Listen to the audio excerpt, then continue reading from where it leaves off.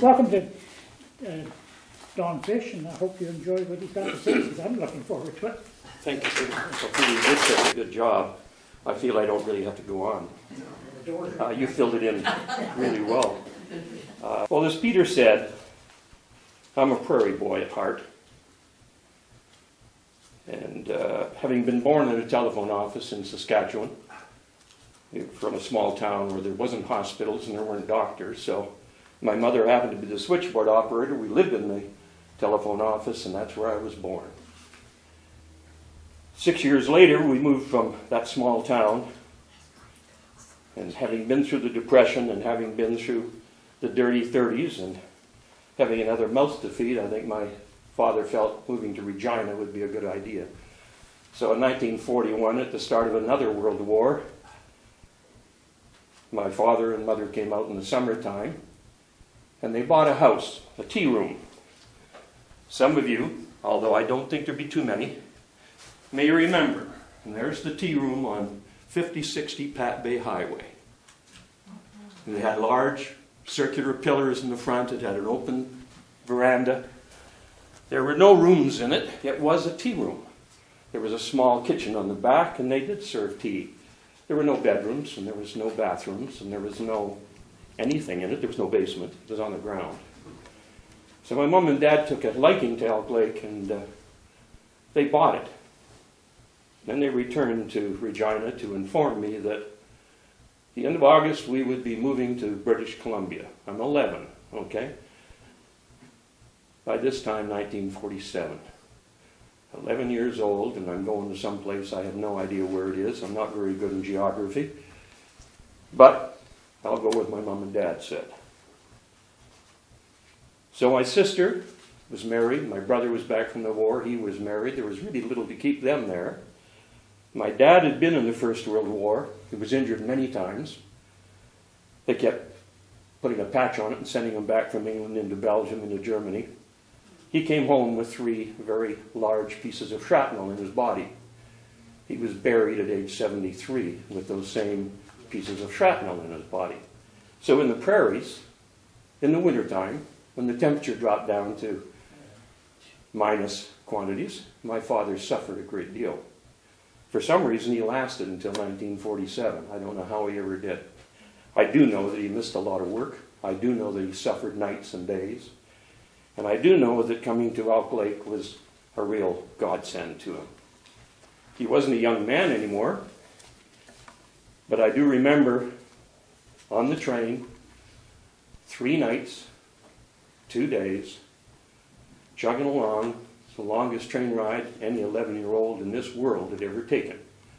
I thought we would never get there. I was never going to see my brother and sister again, that was for sure. So we arrived at the Fraser Valley.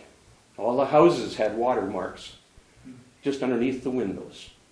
And you had floods in 1947 throughout BC.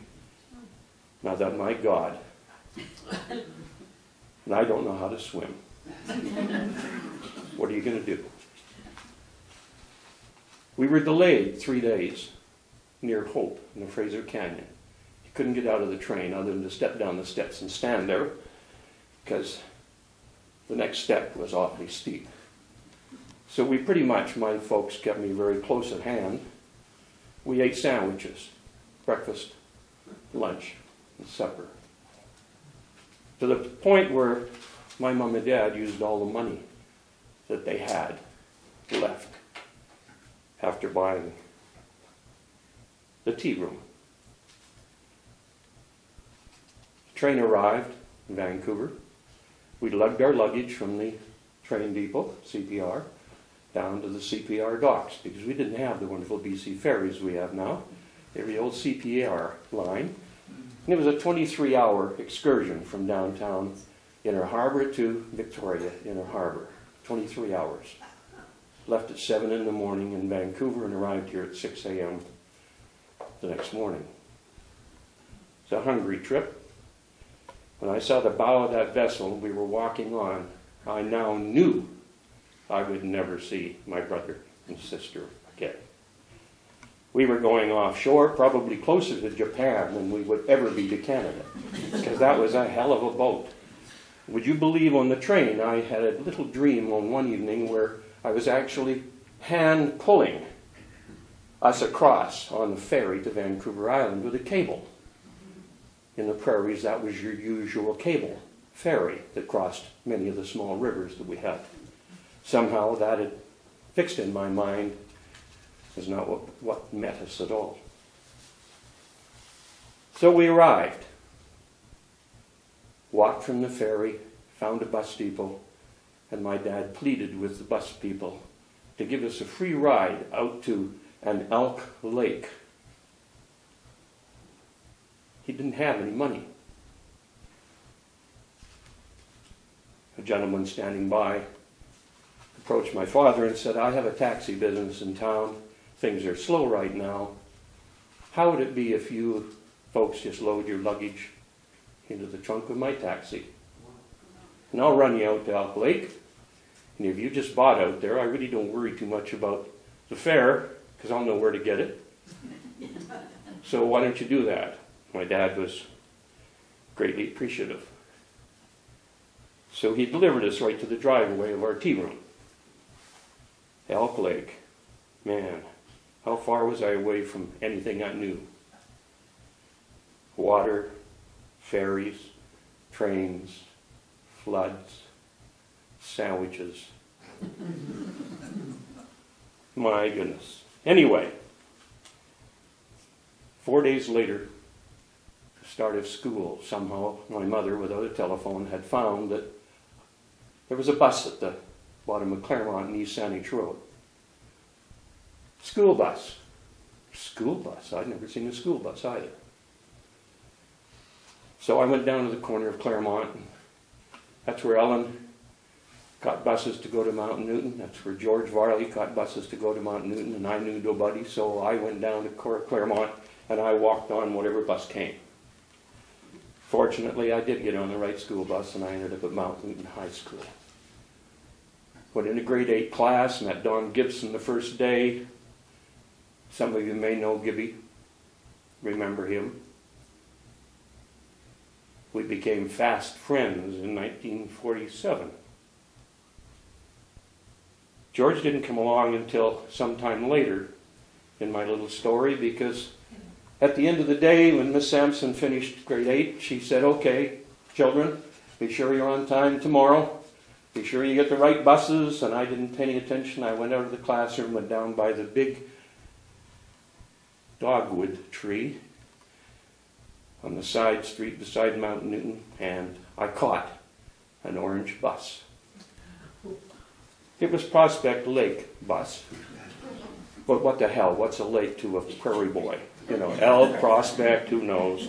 Anyway, I'm on a bus and I'm going to Prospect Lake, but I don't know it. And I'm looking out the window, probably all the way down the West Saanich Road, looking for something that was familiar. Anything that was familiar.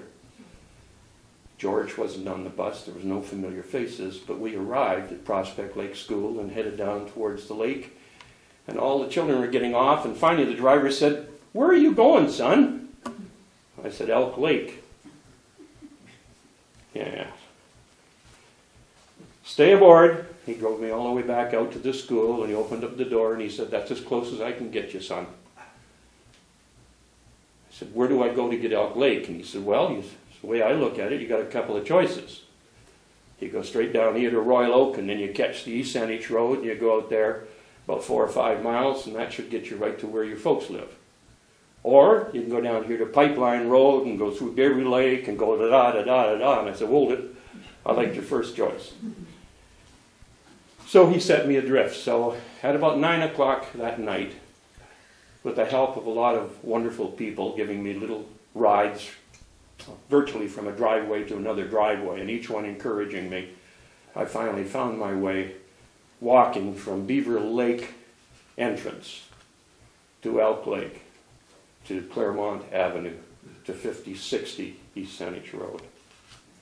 So the trial to get here had to be worth it, with all that I'd gone through, with all the experiences. The next morning, down at Claremont, George Varley befriended me. Said, I didn't see you on the bus coming home. And I said, nope, I went to Prospect Lake. He said, what the hell for? You live right there. And I said, yeah, I know now. And he said, okay, you stick with me. So between Gibby and George, I got through school, through the grade 8. And then at the end of that year, what did I say here? My first lifetime revolt. I didn't like the idea of going to North Saanich. I'd had all my fill of going to a new school in BC. And I thought, sure as hell, I'll get the wrong bus and I'll end up at some other godforsaken lake outside of North Saanich. So no, I knew Elk Lake well. And I knew George really well. And I knew Gibby really well. But little did I know that by going to North Saanich, catching the Coach Line's bus every morning, coming home by Coach Line was a long day. Long school, short school day, but a long day. I met Denny Beveridge. So he's sort of not my oldest friend, but he's a very old friend and a dear friend. We went through the grade 9s, grade 10s, grade 11s, and gradually, believe it or not, I learned to like school. Mostly because of sports. Mostly because of tumbling, basketball, soccer, softball, field and track. Yeah, there were girls in there. But really the sports were where it was at. And we had some excellent teachers. And I should have mentioned Peter Thomas earlier. He was always a favorite. And there was Mr. West at North Saanich. He was absolutely A1. There was Mr. Cobbett, who scared the hell out of me. But he gave me some of the best pieces of advice I've ever had. He scared George too, but George wouldn't let him know it. And then the last year, George bought a Model A Ford. He was in competition with Darrell, actually. If Darrell could have these hot rods and these nice cars and spend all the time polishing them and cleaning them and get all these girls, that Model A had to do the trick. And it did, didn't it, Pat? To a degree, it did. And the stories I could tell, and I've had to change the story, sorry, Pat. But the Model A Ford was fun because we could go to school on it and we got rid of the coach lines. I guess the other thing in here that I should mention was that George and I decided to play hockey during grade 11 before the Model A. I think this is why we actually got the Model A when I think of it now. We were playing hockey in Victoria, and as we got off the coach lines on a Thursday evening, we had to hitchhike with our gear into the Memorial Arena.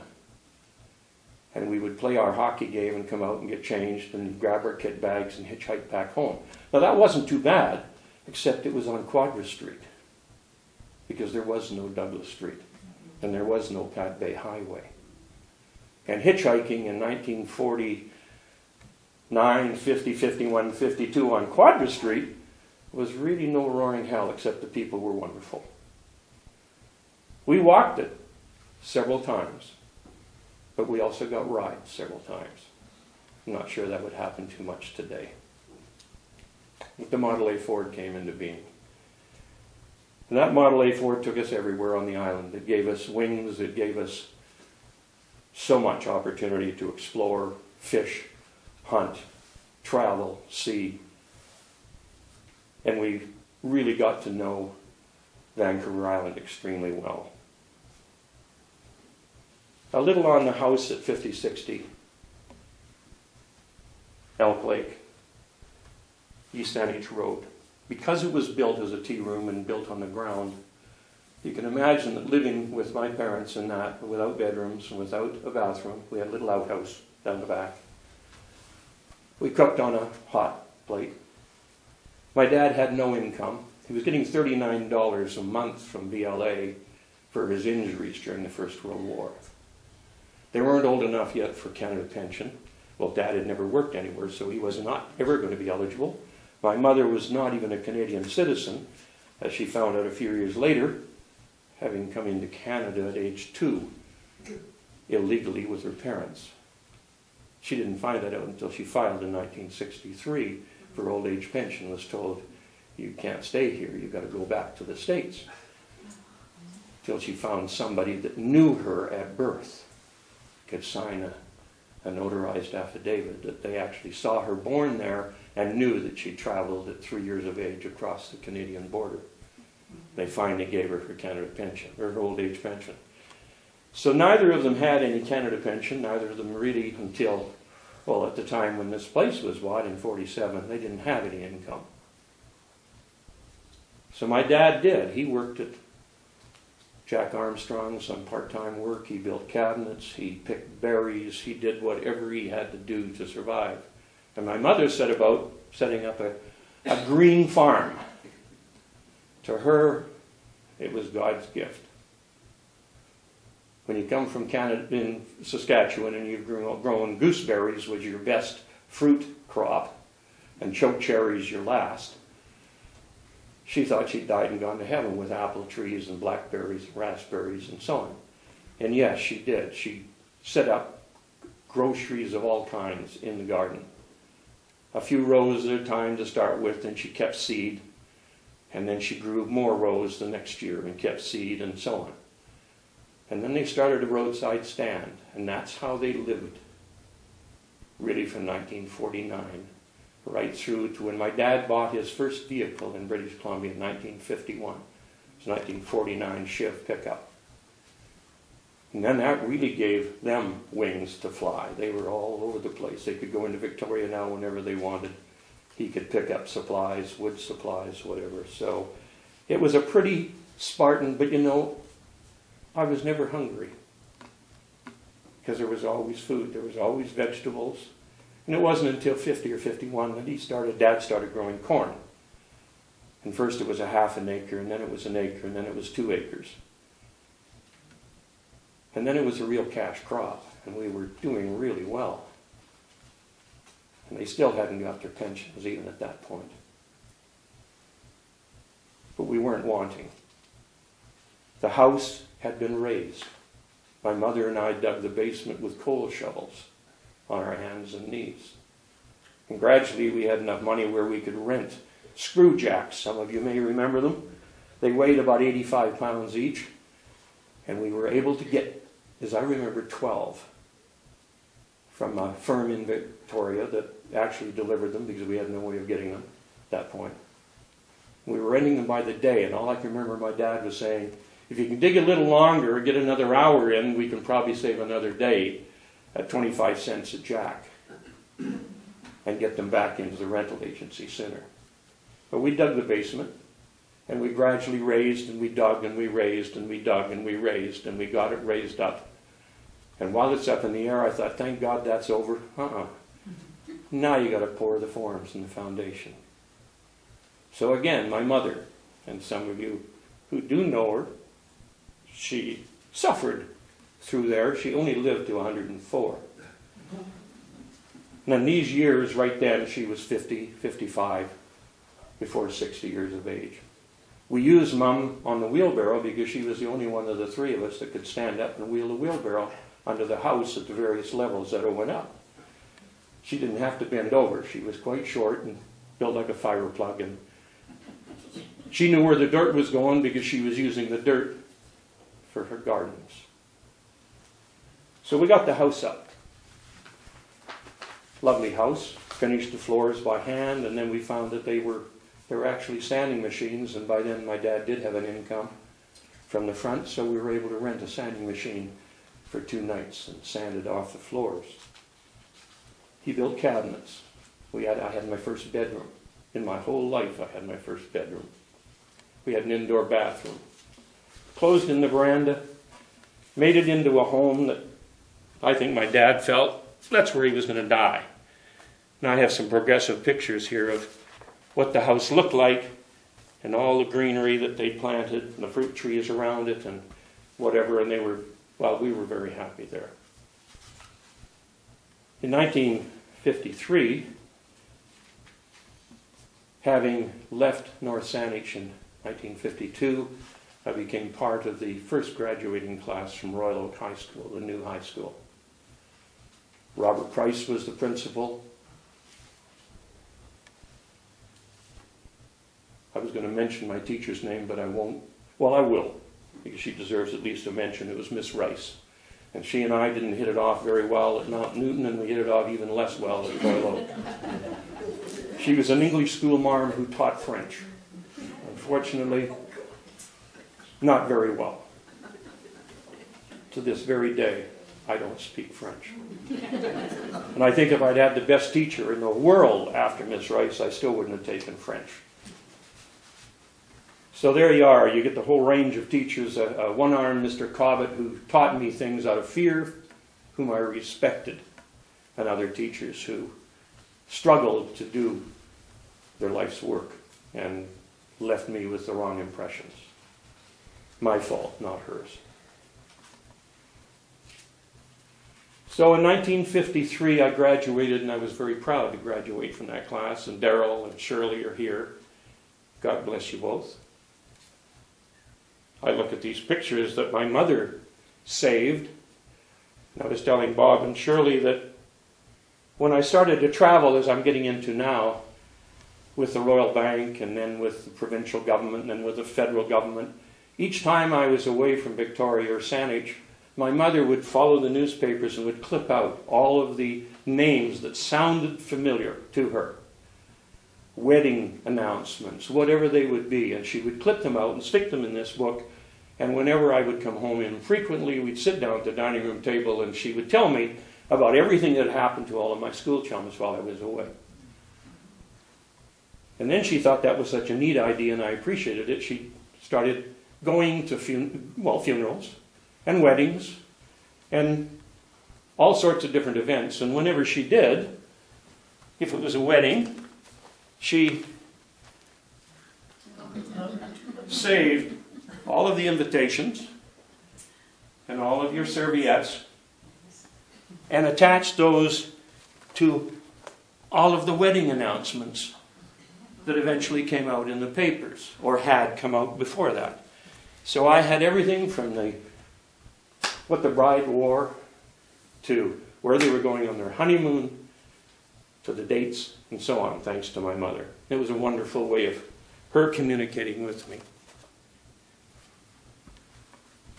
So in here I have Darrell, and Sandy's wedding announcement, and your engagement announcement, and many of you, Denny, I've got Denny standing on his head here, and actually I was the best man. Here's something about an old friend. He asked me to be his best man.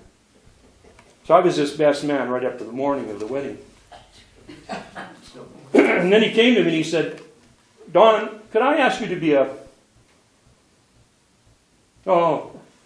somebody who shows people to their seats, an usher? Well, that's a come down, but okay, why? And he said, well, Darcy Trousseau, whom I really wanted to be best man, had told us all along he couldn't because he just joined the RCMP in Regina, couldn't get away, so I got you instead. But Darcy's here. He was kidding me all along, and he's arrived, so would you mind? Of course not. Of course not. There was a lot of incestual relationships, weren't there, Denny, between one of us being best man with one and not the other, and so on. We switched back and forth. Not with the wives, damn it, but with each other's best man. And we were very close. We were closer than brothers in many respects. And here we are, 2015. 65 years. And we still can talk with one another. Still appreciate one another. Still value one another. George and I left in the end of June. We left Armstrong's in the capable hands of Peter and my dad. We had just about completed that chicken house, hadn't we? Yeah. And I'd ended up in the hospital trying to cut a window out of the side of that building, and the circular saw had come down, and I ended up with a huge gash in my right thigh. And George and I had already planned on going north in the Model A. I'd have gone north with one leg if I'd have had a chance. And we did. We left at the end of June. Drove over the Malahat with a Model A, lost a cylinder on the way up, coasted down the other side. We met Gibby in Nanaimo, and he said, "You guys still going to go on?" We said, "Oh, hell yeah, George was going to go." He said, "Good, we'll get over to Vancouver, get to my uncle's place, and I'll fix the motor." So we did. We got over to Burnaby, went down to a junkyard Sunday. We bought a block and all the assembly. Did a replacement job, and en route, Gibby said, "We don't need this whole damn thing. All we really need is a connecting rod and a piston and a few rings. So let's just swap them and take a piston rod and rings out, and we'll put it into your fourth cylinder, put the head back on, you guys can be on your way, and I'll take this back to the junkyard tomorrow." He did. So we paid $75 for it, and he got a $50 exchange on it. So we paid $25 for the assembly, and we were on our way. 1953, going over the Fraser Canyon.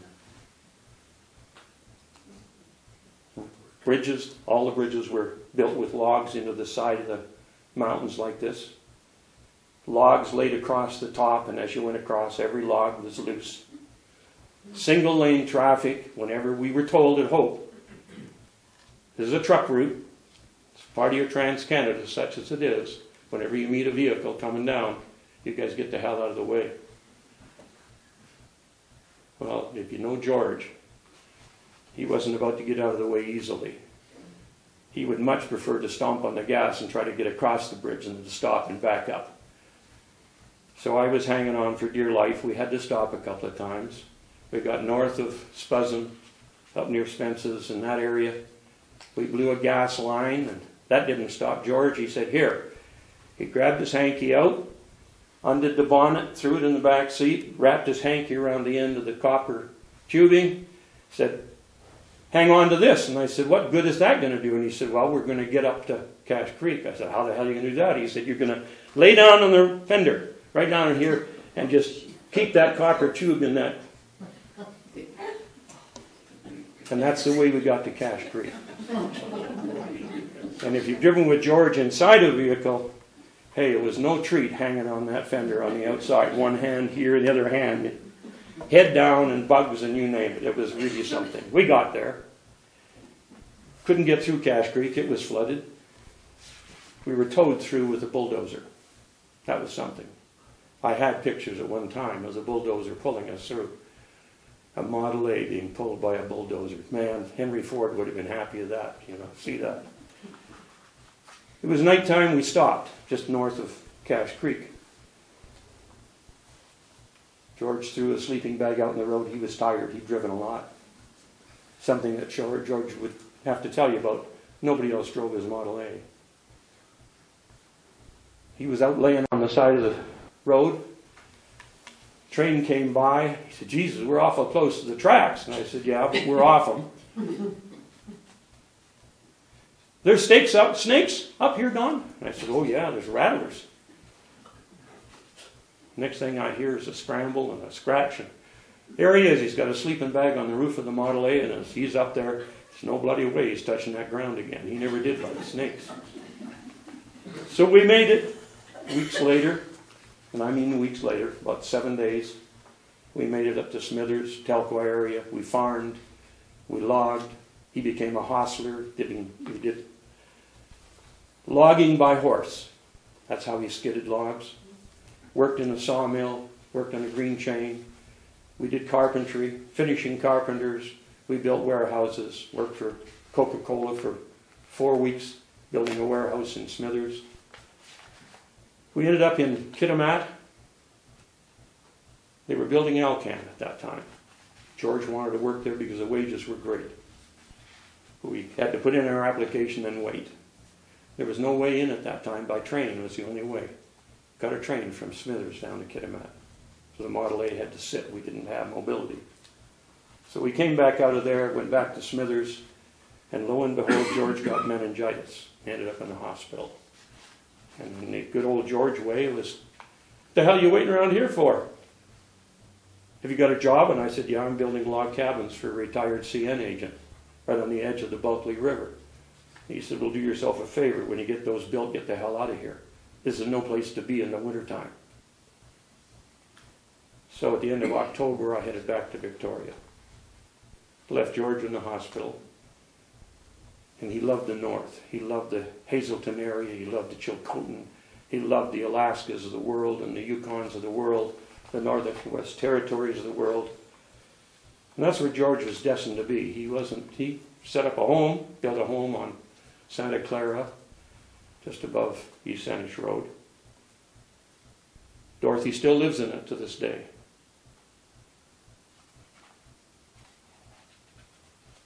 He taught me more in my travels with him about life. I had the financial background, he had the get going and do it background. I could never keep up to him in anything. It didn't matter what I tried to do. There were times when I thought, "I'll catch him here. I'm more athletic than he is. I'm bigger than he is. I'm stronger than he is." And he'd still clean my clock every time. I still vision him loading green railroad ties. Creosote-soaked railway ties, 2.5 cents a piece. From off the side of the track, up a ramp, and up onto a flat deck. And had to stack them in a crisscross manner. 2.5 cents a piece. I was struggling with one. George was taking 2. I had to help him get the second one on his shoulder, but he'd still get up that ramp and get it offloaded. So. Great individual. I have some fond memories with Enid too, Donna Butcher. I just had to throw it in here. I couldn't delete that. Enid, you and Donna riding in the back of my dad's pickup truck going out to suit to basketball games. Playing basketball and softball for Brentwood, for Saanich, for Elk Lake.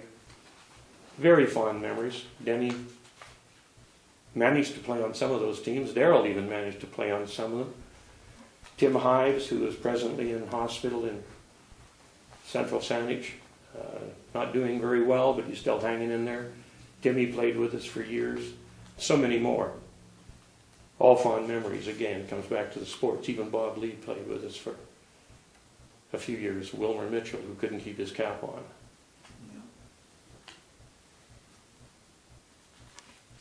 My dad became concerned when I came back from the north. I didn't have a job. I wanted to be an electrician, like he was. Like he had been in Regina. No such thing in BC in 1953, 54, 55. Things were tough. So he happened to tell his bank at the Royal Bank on Douglas Street that he had a young man at home that was eager to find work. Was there any chance of any work in the bank? And Graham Gary, who was the assistant accountant, said, "Yeah, we're screaming for young people all the time." And Dad said, "Fine, I'll have my son come in." So I was taken down to open a bank account at the Royal Bank on Douglas Street. I was introduced to Graham Gary. I was interviewed. I signed an application. And the following Monday, I started to work at the Royal Bank of Canada, Fort Cook Street. How the hell I ever got into the bank, I'll never know. Had no interest, no motivation towards it. But there I spent 9 years, 11 months, 3 weeks, 4 days, and I left. And the reason why so exact was you became tenured, or you became committed on your pension after 10 years. The bank did me well. I traveled all over. I was in Burnaby. I was in Prince George. I was in Kamloops. I was in Prince Rupert. Back to Victoria a couple of times, to Burnaby.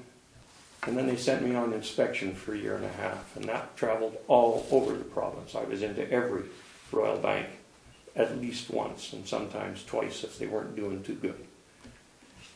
So it was a great experience. And I do thank my father for that kick in the ass to get me going, because I certainly would never walk through the door on my own. I had got married slightly before that. Had 3 children. That ended in divorce, unfortunately. Actually, the inspection did that. I was away most of the time on inspection.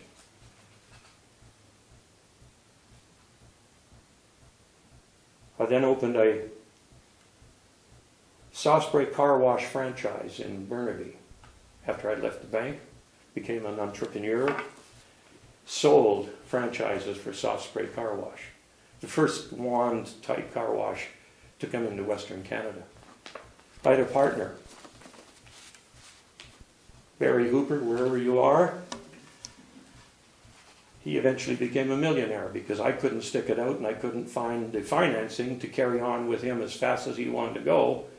And he hung in there and eventually became quite well to do. He just sold Yellow Point, a resort outside of Nanaimo about 7 years ago.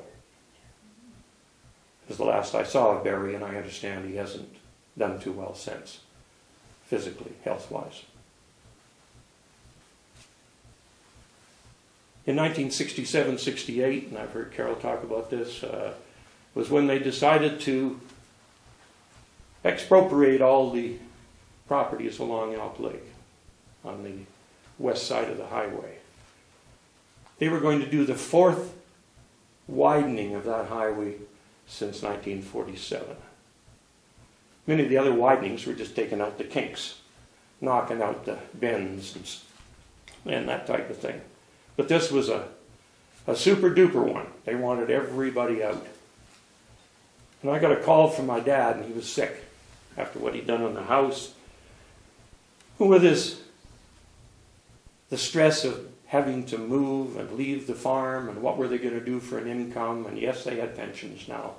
He was now getting $69 a month from the Veterans Affairs for his injuries. It had almost doubled in the 10 years that he'd been on the coast. Well, almost 20 years now. So in 1967-68, I came back to the island,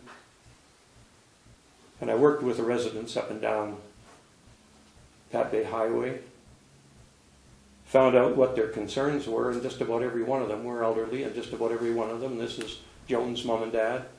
You weren't going anywhere. Your folks weren't going anywhere. My folks certainly weren't. They're being told you have to get out and find another place. Forget about the farm, forget about your vegetables, forget about your fruit trees, forget about all your work and your effort. We'll give you a good price according to real estate values and just get out. And we'll give you a reasonable period of time, 90 days. So my dad's health was going very quickly. My mother, on the other hand, said, fine, bring them on. You have to carry me off this property because unless I can find another place like it, I'm not going anywhere. I went into Victoria and went to what was it called, CRDC at that time. And there was a very nice gentleman in there by the name of Mr. Vickers.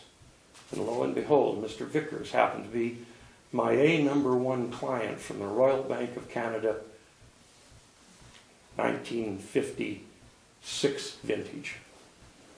Wonderful gentleman. He used to be the head financial officer for Safeway Canada in Western Canada. Liked him then and really liked him when I saw him sitting behind that desk.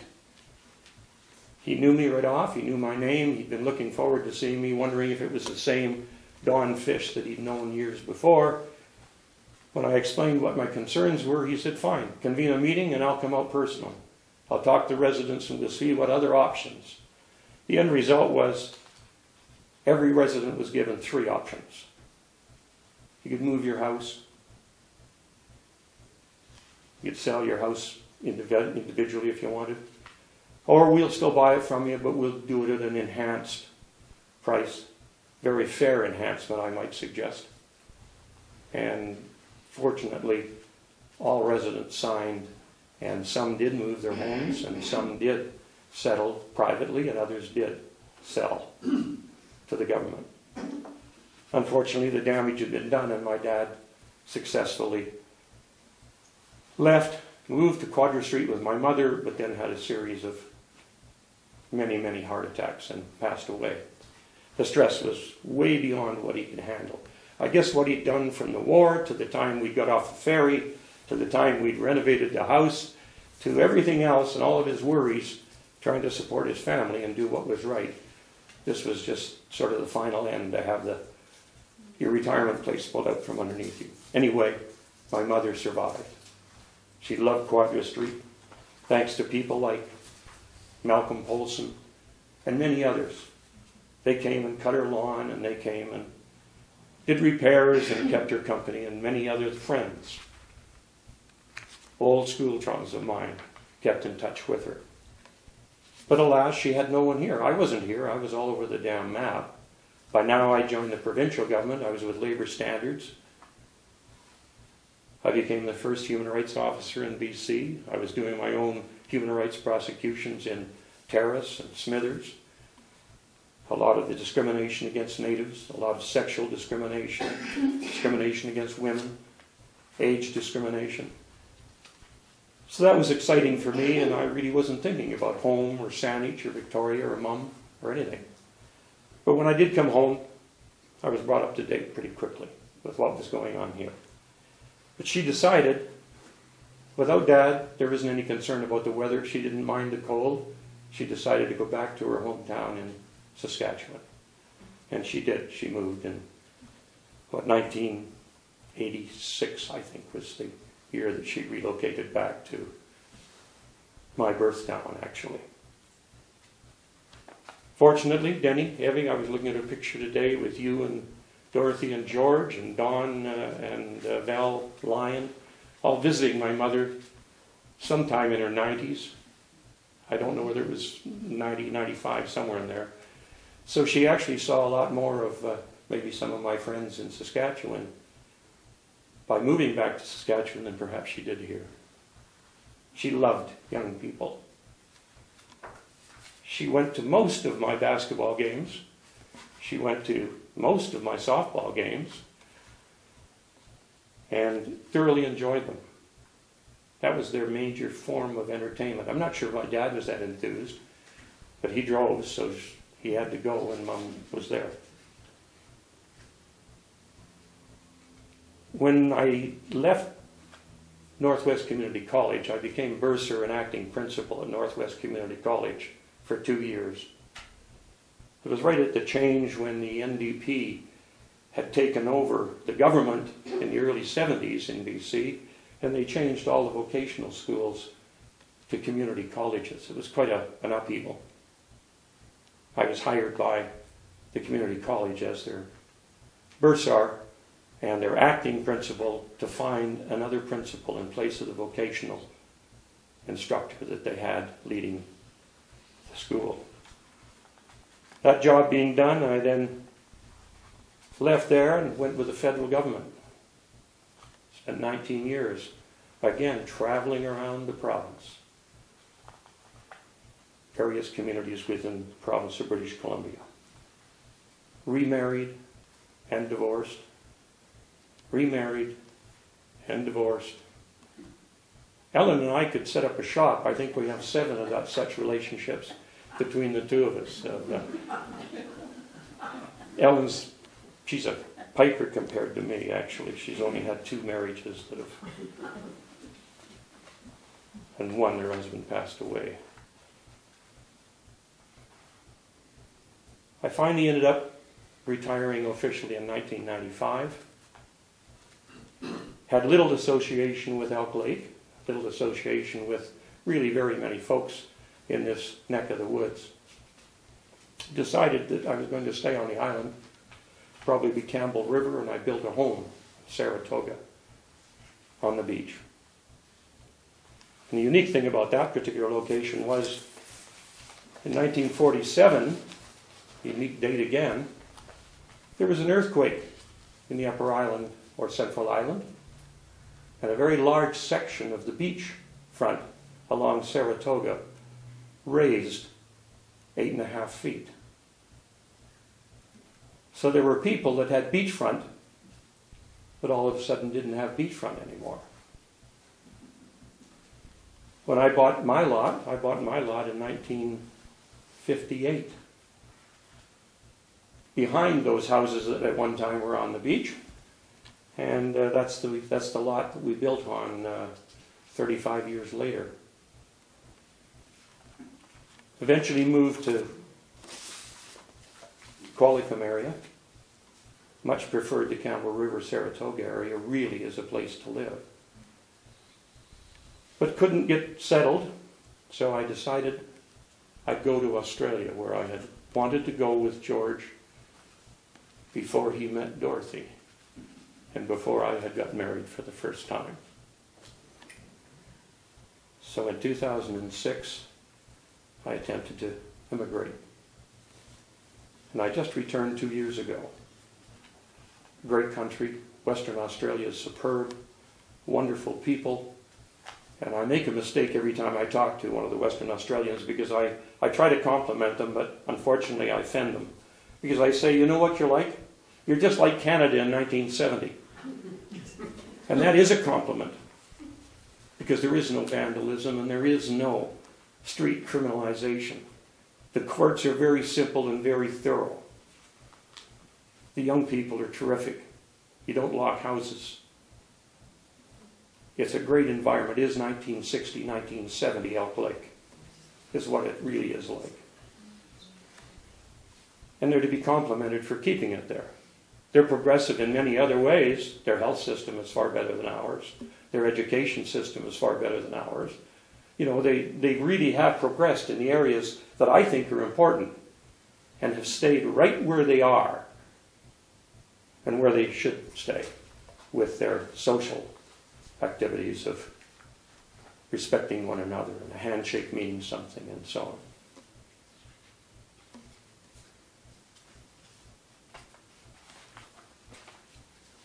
The final phase of my life was to be hired by the United Fishermen and Allied Workers Union between 1997 and 2003, before I went to Australia, when all the commercial fishermen were losing their boats and losing their licenses. The government really didn't care too much about the fishermen. Just get out. Stop fishing. We've made a mistake. We screwed up the fishery on the East Coast, and now we've screwed up the salmon fishery. We don't want people fishing anymore. So we're revoking your license and we're buying your boats. And when we buy your boats, they won't be used for fishing again. We'll strip them down, they'll be used as pleasure craft. So on Vancouver Island, you had 3,800 unemployed fishermen. Your average education was grade 4.5. Land skills almost zero, because some of those kids had been born on boat, spent their entire life on boat. So I was hired to set up a training program to retrain these commercial fishermen in land-based skills.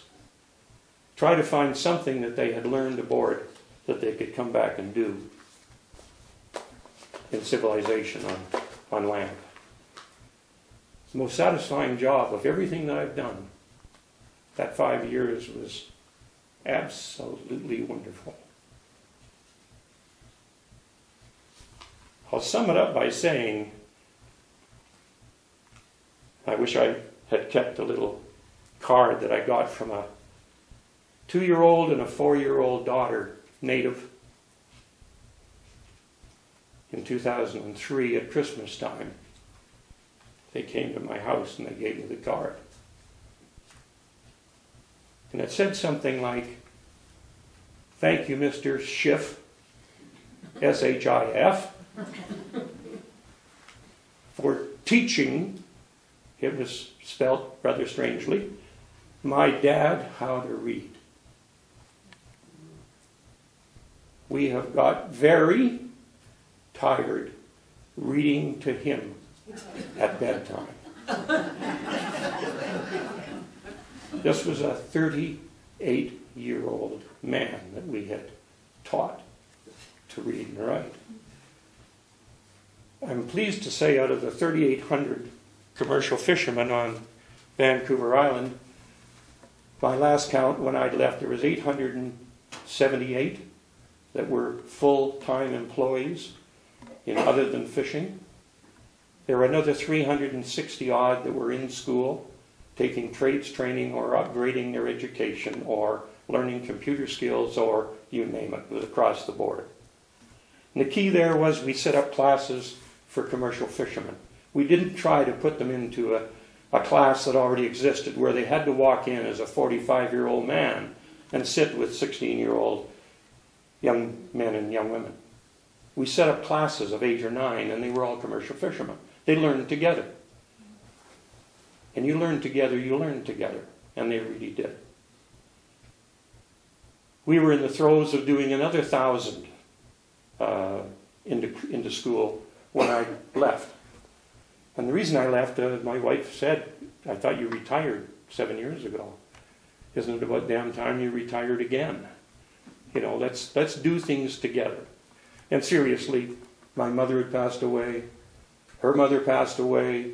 The activities of our life were such that I owed it to my family to be more there and less hairy-scary around the province as I've been for 25, 30 years.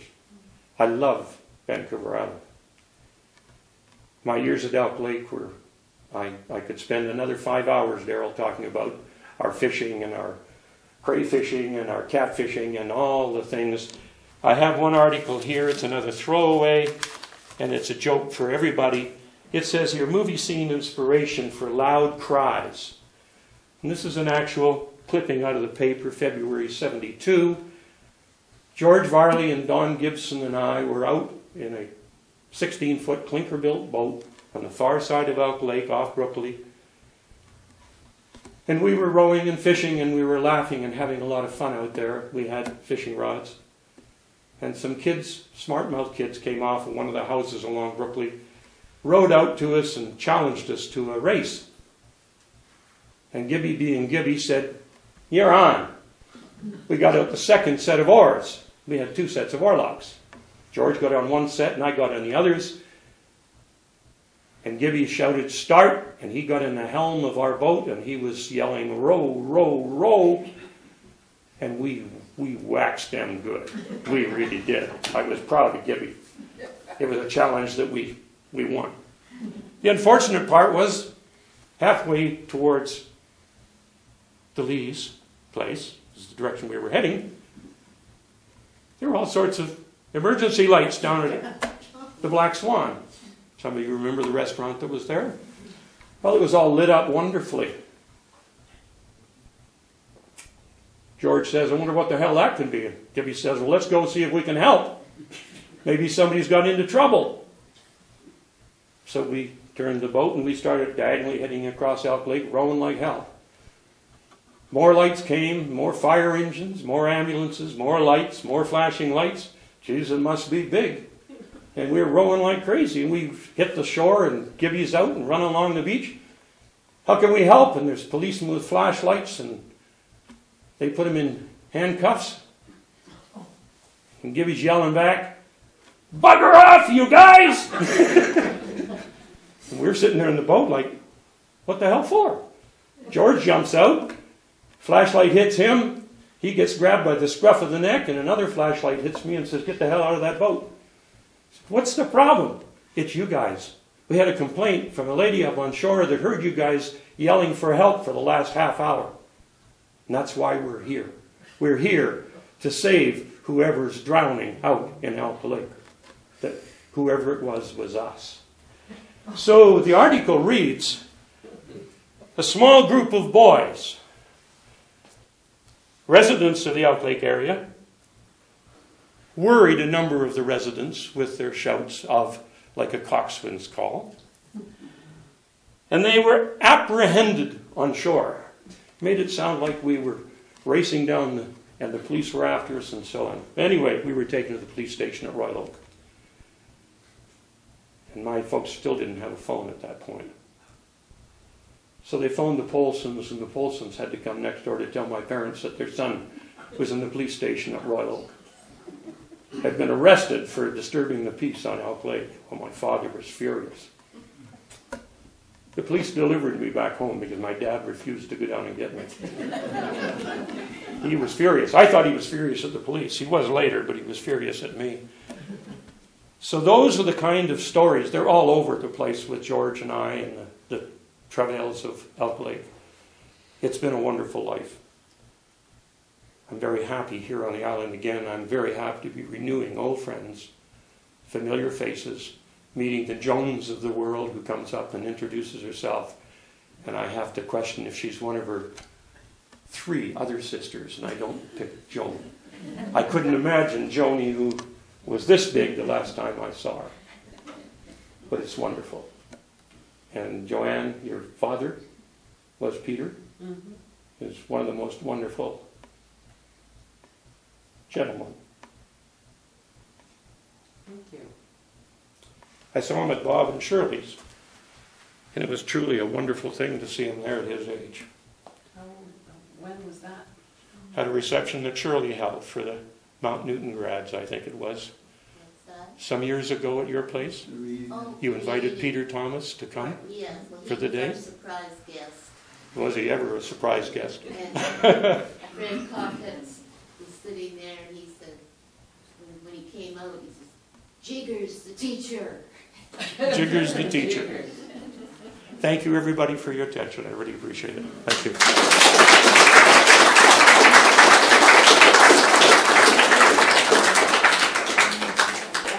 Daryl gave me a piece of advice. He said, whatever you do, just get up there and throw out a few useless lines so that I can sort of get you focused, and I'll cut them out of the presentation anyway. So, first 3 or 4 pages, probably, Daryl, are going to be cuttable. All right? You can hear, I hope my voice lasts. I've been struggling with a bit of a cold. And having put this off 3 months, and Doug being ill before me, and that scared me, so I really didn't want to come down if you were going to get sick on the podium.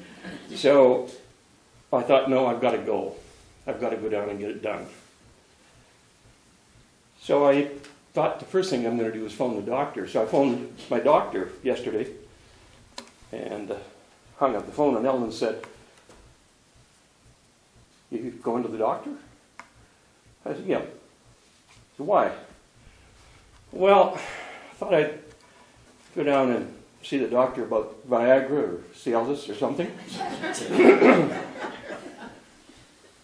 Ellen looked at me. I think she thought I was going to phone the doctor on my cold. So she picked up the phone and she phoned the doctor. She hung up the phone and I said, "What are you phoning the doctor for?" She said, "If you're going to start using that rusty old thing down there, I'm going to get a tetanus shot."